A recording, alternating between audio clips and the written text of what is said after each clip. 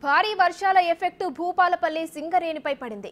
Open cast గనుల్లో 10 రోజులుగా బొగ్గు వెలికితీత నిలిచిపోయింది. OC2, OC3 గనుల్లో 43,000 టన్నుల బొగ్గు ఉత్పత్తి నిలిచిపోయింది. ఓపెన్ కాస్ట్ గనులు బురదమయం కావడంతో ఉత్పత్తికి అంతరాయం ఏర్పడింది. భూపాలపల్లి సింగరేణి చరిత్రలోనే మొదటిసారి వరుసగా 10 రోజుల అంతరాయం కలిగింది. బొగ్గు రవాణాపై ఆధారపడ్డ లారీ డ్రైవర్ల కుటుంబాల్లో ఆందోళన నెలకొంది.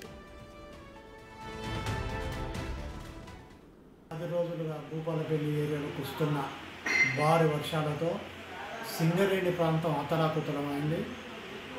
కేటీకే OC2, OC3లో బొగ్గు ఉత్పత్తికి తీవ్ర అంతరాయం ఏర్పడింది. దీనివల్ల సింగరేణి సంస్థకు నష్టమే కాకుండా కార్మిక లోకానికి కూడా నష్టం జరుగుతుంది. కార్మికులకు సండే అయితే ప్లేడేలాగా ఇస్తారు. అవి పోయిన వారం, ఈ వారం 2 వారాలు కూడా బంద్ ఉన్నది.